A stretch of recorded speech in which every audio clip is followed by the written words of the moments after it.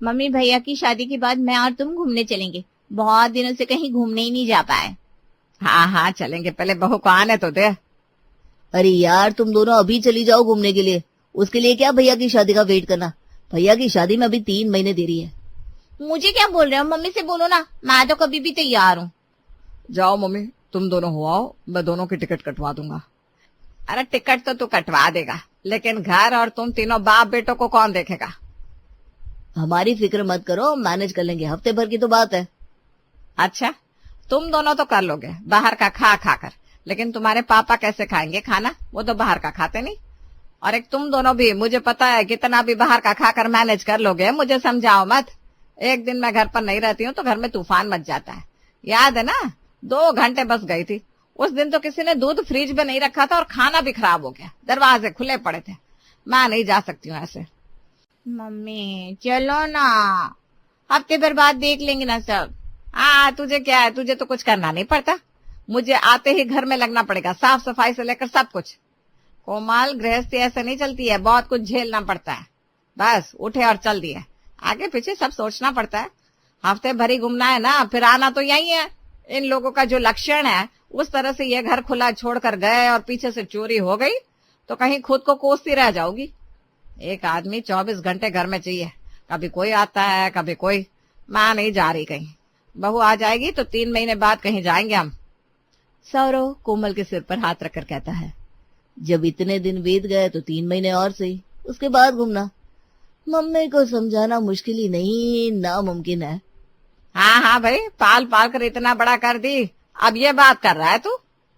दिन बीतने लगते हैं और शादी की तैयारी जोरों शोरों से करती है कोमल और मीना। मम्मी मेरे लिए तो ये दोहरी खुशी का फंक्शन है। एक तो मेरे भाई की शादी और दूसरी शादी के बाद हमें घूमने का लाइसेंस मिल जाएगा। मीना अपने माथे पर हाथ रखकर जोर जोर से हंसने लगती है। पागल है ये लड़की। शादी के 10 दिन पहले बहू के यहाँ चूड़ा भेजने की रस्म होती है। मीना कोमल और सौरभ से कहती है, तुम दोनों को आज ज्योति के घर जाना है, चूड़ा देना है। मैंने सारी तैयारी कर दी है। कोमल, तुझे ही ज्योति को अपने हाथों से चूड़ा पहनाना है। ठीक है मम्मी, मुझे सब पता है, तुम ना टेंशन मत लो। तुम्हें लगता है कि मैं अभी तक छोटी हूँ, लेकिन तुम्हारी बेटी अब बड़ी हो गई है। अरे ठीक है, चल बता क्या क्या करना है। सबसे पहले जाकर भाभी को ये साड़ी और ज्वेलरी दे दूंगी, वो इन्हें पहनकर तैयार हो जाएगी। फिर उनके हाथ में मेहंदी लगाकर ये चूड़ा पहना दूंगी। ठीक कहा ना मैंने? ठीक है, जाओ तुम दोनों, और वहां से कुछ भी लेकर मत आना, चाहे कितना भी कुछ दे ज्योति की माँ, अच्छा नहीं लगता है। उनकी परिस्थिति उतनी अच्छी नहीं है। हाँ मम्मी। सौरव और कोमल ज्योति के घर पहुंच जाते हैं और देखते हैं ज्योति उन्हें देखकर भी अपने में ही बिजी है। भाभी अपने में ही लगी है, आकर ना हाय बोला ना हेलो, कुछ भी नहीं। वही तो मैं देख रही हूँ। मम्मी मुझे कहती है मुझे कुछ नहीं आता, मैं कम से कम मेहमानों का ध्यान रखना तो जानती हूँ। इतने में ज्योति आकर कहती है, ओह सॉरी दीदी, मैं थोड़ा बिजी थी। वो एक्चुअली मेरी एक सहेली का कॉल आ गया था, उसकी पापा भर्ती है ना, तो मैं उसी के पैसों का जुगाड़ करवाने में लगी थी। कोई नहीं भाभी, लो ये साड़ी पहनकर रेडी हो जाओ। अच्छा ठीक है। तभी भागते हुए पड़ोस की एक औरत आती है और कहती है, ज्योति, तेरे पिंकी ताई गिर गई है रसोई में। क्या? उन्हें तो अभी यहाँ होना चाहिए था, मैं लेकर आती हूँ उन्हें यहाँ। ज्योति भागकर पिंकी के यहाँ जाती है और उसे जैसे तैसे लेकर अपने घर आ जाती है। ज्योति तो तैयार हो जा। हाँ बस जा रही हूँ। ज्योति तैयार होने जाती है। उधर ज्योति की माँ सौरव और कोमल को चाय नाश्ता करवाती है। कोमल अपना दिमाग चलाते हुए पिंकी से कहती है, आपके बारे में तो हमें पता ही नहीं है। भाभी ने कहा था उनके पापा के कोई भाई नहीं है। बेटा मैं यहाँ बगल में रहती हूँ, मेरी कोई औलाद नहीं है तो पिंकी को अपनी बेटी मानती हूँ। ओह अच्छा, आस पड़ोस की मदद तो करनी चाहिए। ज्योति को चूड़ा पहनाकर कोमल और सौरभ वहां से चले जाते हैं और घर आकर कोमल मीना को सारी बात बताती है। मम्मी, भाभी को लगता है लोगों से बहुत ज्यादा मतलब है, वो तो दूसरे में लगी रहती है। वो क्या ही घर संभालेगी शादी के बाद, और तुम तो मुझे हमेशा कहती रहती हो। अरे बेटा, अभी वो कुमारी है ना, इसलिए दूसरे में लगी रहती है। जब खुद का परिवार हो जाता है तो आदमी उसी में व्यस्त हो जाता है और उसे फिर फुर्सत ही कहाँ मिलती है कि किसी का कुछ करे। सब ठीक हो जाता है वक्त के साथ। अच्छा, तो कभी मेरे लिए भी ये सब कहा करो ना। अब तेरे लिए क्या कहूँ, तू तो खाना भी नहीं बना पाती है, एक काम तुझसे ठीक से नहीं होता है। 10 दिन हवा की तरह बीत जाते हैं और शादी का दिन आ जाता है। मीना बहुत खुश रहती है कि अब उसकी जिम्मेदारी कम हो जाएगी। शादी बहुत अच्छे से हो जाती है। ज्योति का गृह प्रवेश जैसे ही होता है उसका फोन बजने लगता है और वो बिना सोचे समझे झट से फोन उठा लेती है। क्या हुआ, कोई बात है क्या? हाँ, बहुत जरूरी बात करनी है, वरना मैं तुझे अभी कॉल नहीं करती। अरे क्या हुआ, बोल ना। यार मुझे 10,000 की अर्जेंट जरूरत है, मुझे कॉलेज की फीस देनी है, लगता है तू भूल गई। अरे हाँ यार, इन सब चक्करों में दिमाग से ही निकल गया था। रुक अभी भेजती हूँ तुझे। क्या हुआ, कोई बात है क्या? हाँ, बहुत जरूरी बात करनी है, वरना मैं तुझे अभी कॉल नहीं करती। अरे क्या हुआ, बोल ना। यार मुझे 10,000 की अर्जेंट जरूरत है, मुझे कॉलेज की फीस देनी है, लगता है तू भूल गई। अरे हाँ यार, इन सब चक्करों में दिमाग से ही निकल गया था। रुक अभी भेजती हूँ तुझे। ज्योति झट से 10,000 अपनी सहेली को भेजती है। मीना और कोमल उसका चेहरा देखते रह जाते हैं। कोमल ज्योति को इशारे करती है लेकिन ज्योति को तो कुछ समझ में नहीं आता। दीदी कुछ बोल रही हो क्या? हाँ बहू, अभी तो आई हो, फोन छोड़ दो। कोमल, बहू को कमरे में ले जा। कोमल ज्योति को कमरे में ले जाती है। इधर सबके सामने मीना कहती है, उसकी माँ की तबीयत ठीक नहीं रहती ना, इसलिए वो बार बार फोन पर बात करती रहती है। हाँ, वो सब तो ठीक है, लेकिन फिर भी नई बहू है, थोड़ा ध्यान रखना।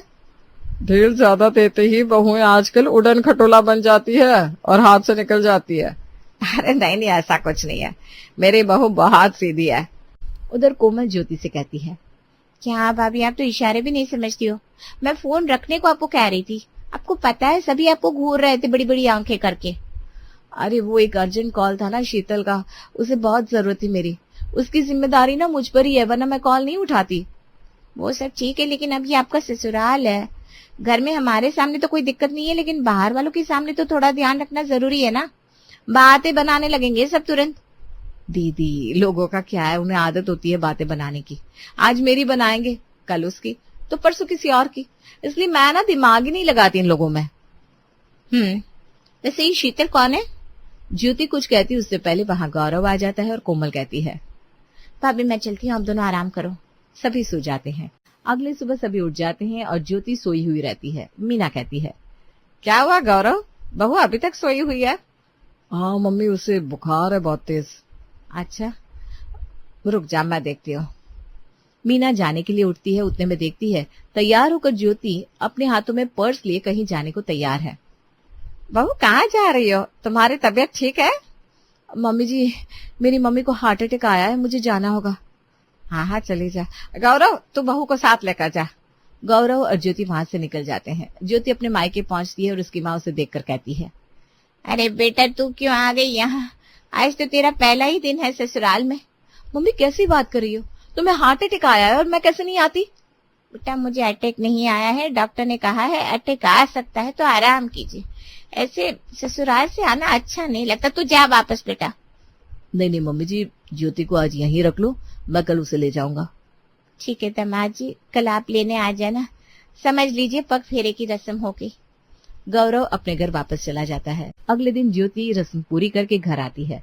घर आते ही मीना उसे समझाती है, बहू अब यही तेरा घर है, तेरे लिए सबसे पहले ये घर होना चाहिए, आखिर सबका ख्याल तुझे ही तो रखना है ना बेटा। जी मम्मी जी। तू जाकर आराम कर ले थोड़ी देर और दोपहर में खाना बना लेना, पहली रसोई की रस्म भी पूरी करनी है ना। ठीक है मम्मी जी, वैसे भी कल से तो मेरा ऑफिस है, काफी दिनों से छुट्टी ले रखी है ना मैंने। हाँ कोई नहीं, तो चली जाना ऑफिस। ज्योति आराम करने के बाद दोपहर के लिए रसोई बनाने रसोई में जाती है। तभी उसके बॉस का कॉल आता है। ज्योति, क्या तुम मेरे लिए लंच भिजवा सकती हो? वो एक्चुअली बाहर का खा खा कर मेरी तबीयत खराब हो गई है और मेरी माँ बाहर गई हुई है। क्या सर, आप भी भेजना क्यों है, आप आ जाओ ना मेरे ससुराल। अरे अच्छा थोड़ी ना लगता है, वैसे भी तुम्हारी बस अभी अभी तो शादी हुई है। अरे सर, मेरे ऑफिस के जितने भी कलीग है ना, सब मेरी फैमिली का पार्ट है, किसी को कोई प्रॉब्लम हुआ मतलब मुझे है। अच्छा ठीक है, आता हूँ तब। ज्योति खाना बनाना शुरू करती है। सर को मटर पुलाव बहुत पसंद है, वही बनाती हूँ और साथ में दाल और पनीर की सब्जी और फुल्की बना लेती हूँ। ज्योति खाना बनाकर सबको परोसती है। इतने में ही घर का बैल बजता है और ज्योति तुरंत खोलती है। सर आ गए आप, बैठिए। सब बॉस को देखते रह जाते हैं। मीना को बहुत अजीब लगता है, वो मन ही मन कहती है, बहू को बुद्धि नहीं है क्या, बॉस को घर क्यों बुला ली? सर बैठिए ना, मम्मी जी, ये मेरे बॉस हैं, मैंने लंच पे बुलाया है इन्हें। हाँ हाँ, क्यों नहीं। वो ज्योति मेरी बहन की तरह है।